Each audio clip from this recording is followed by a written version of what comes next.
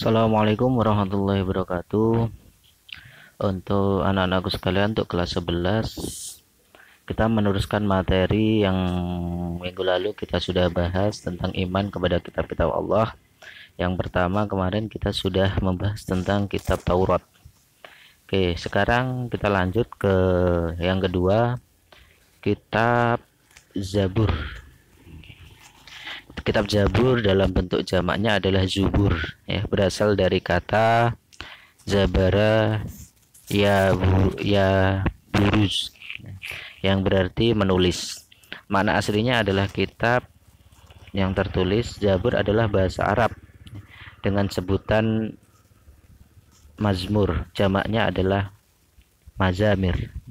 Dalam bahasa Ibrani disebut mizar, yaitu nyanyian rohani yang dianggap suci. Sebagian ulama menyebut mazmir, yaitu salah satu kitab suci yang diturunkan sebelum Al-Quran selain Taurat dan Injil. Nah, itu adalah Zabur. Dalam bahasa Ibrani, istilah Zabur berasal dari kata zimra yang berarti lagu atau musik. Zamir itu lagu, dan mizmor atau mazmur merupakan pembagian dari kata zamar, artinya menyanyi atau nyanyian, pujian. Nah, Zabur dalam kitab suci yang diturunkan Allah Subhanahu wa taala pada kaum Bani Israel,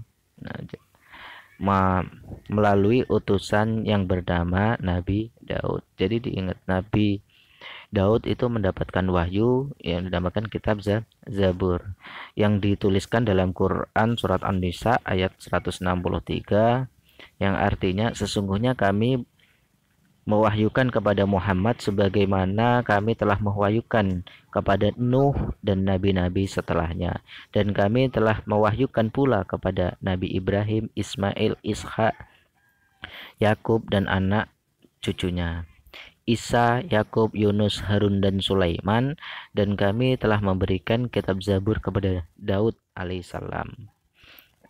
Kitab Zabur berisi, dari beberapa isi kitab Zabur ini, ya, ada 150 surat dalam kitab Zabur yang terkandung atau mengandung hukum-hukum, tetapi hanya berisi nasihat atau hikmah pujian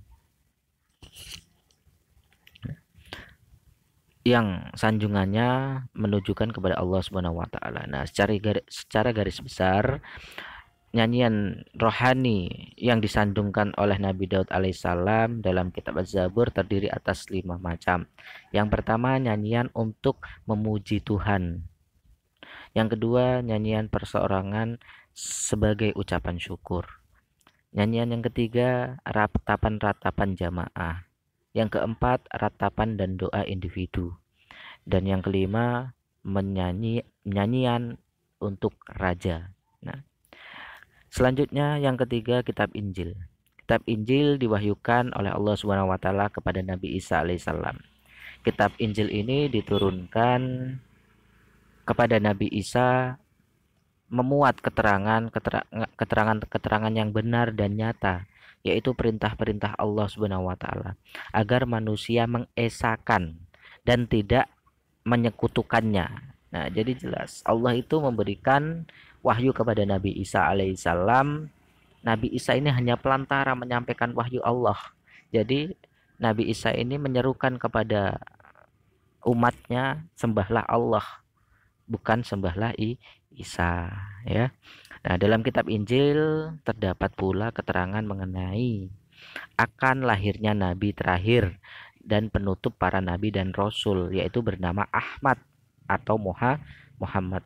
Nah, kitab Injil diturunkan pada Nabi Isa sebagai petunjuk atau cahaya penerang bagi manusia. Nabi Isa mengajarkan tauhid kepada umat dan pengikutnya. Tauhid di sini artinya mengesahkan Allah, tidak menyekutukannya. Yang dijelaskan dalam Quran surat Al-Hadid ayat 27, yang artinya, kemudian kami susulkan rasul-rasul kami mengikuti jejak mereka, dan kami susulkan pula Isa alaihissalam putra Maryam dan kami berikan Injil kepadanya, dan kami jadikan rasa santun dan kasih sayang dalam hati orang-orang yang mengikutinya. Quran surat Al-Hadid ayat 27. Nah, kitab Injil dan kitab Taurat yakni sudah mengalami perubahan dan penggantian yang dilakukan oleh tangan manusia.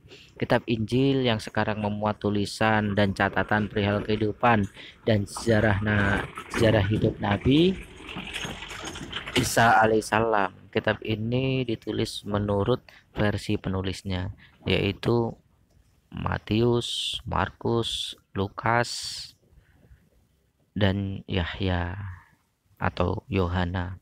Mereka sebenarnya bukanlah orang-orang yang dekat dengan masa hidup Nabi Isa.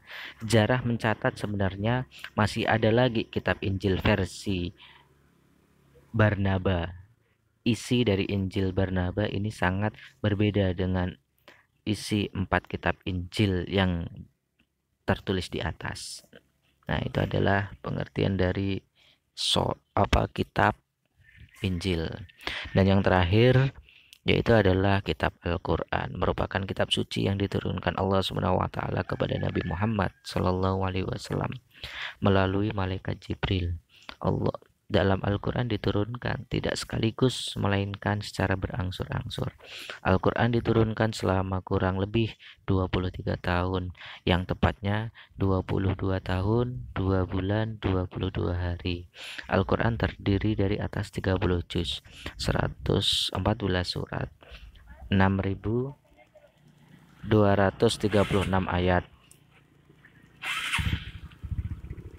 74.437 kalimat, dan 325.345 huruf. Udah jelas susunan dalam Al-Quran. Wahyu yang terakhir turun adalah Quran surat Al-Maidah ayat 3. Ayat tersebut turun pada tanggal 9 Zulhijjah tahun 10 Hijriah di Padang Arafah ketika Nabi Muhammad sedang menunaikan haji wada, haji perpisahan. Beberapa hari sudah menerima wahyu tersebut, Nabi Muhammad wafat. Nah, itu adalah isi dalam kandungan Al-Quran. Nah, yang selanjutnya, intisari dalam Al-Quran. Apa sih intisari dalam Al-Quran? Itu dijelaskan dalam surat Al-Baqarah. Kitab Al-Quran ini adalah keragaman padanya, bentuk baginya mereka yang bertakwa. Nah, itu adalah keistimewaan pada Al-Quran. Nah, nama-nama lain Al-Quran adalah Al-Huda. Artinya Al-Quran sebagai petunjuk seluruh umat manusia. Al-Furqan, Quran dalam Furqan artinya Quran sebagai pembeda antara baik dan buruk. Asyifa, Al-Quran sebagai penawar atau obat penenang hati. Az-Zikr atau Az-Zikir, ya, sebagian peringatan adanya ancaman dan balasan. Alkitab, yaitu adalah firman Allah atau yang dibukukan. Nah, isi dari kandungan Al-Quran adapun akhlak dan keimanan, ibadah, akhlak seorang hamba kepada Khalik atau Sang Pencipta, muamalah, hubungan manusia dengan manusia, kisah, cerita Nabi atau ya, cerita Rasul, orang-orang soleh, orang-orang yang ingkar. Nah, dan yang terakhir adalah semangat mengembangkan ilmu pengetahuan. Nah, itu adalah isi dalam Al-Quran. Ada 6 isi dalam Al-Quran itu. Terus keistimewaan Al-Quran sebagai petunjuk rahmat bagi orang-orang yang beriman dan bertakwa. Sebagai informasi kepada setiap manusia bahwa Nabi dan Rasul terdahulu mempunyai syariat atau aturan, cara-cara masing-masing untuk menyembah Allah.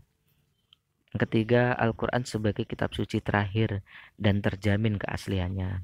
Al-Quran tidak tertandingi oleh ide-ide manusia yang ingin menyimpangkannya. Dan membaca dan dipelajari isi Al-Quran merupakan sebuah ibadah. Nah, itu anak-anakku sekalian, materi dalam bab 1 tentang iman kepada kitab-kitab Allah, bahwasanya kitab Allah yang diturunkan itu hanya 4, dan sekarang ini agama Allah hanya satu, yaitu Islam. Kitabnya apa? Al-Quran. Kalau ditanyakan kitab-kitab sebelumnya gimana? Kitab sebelumnya itu sudah tidak ada masanya, sekarang adalah masanya Al-Quran. Nah, itu saja penjelasan dari saya. Saya akhiri. Billahi taufiq wal hidayah. Assalamualaikum warahmatullahi wabarakatuh.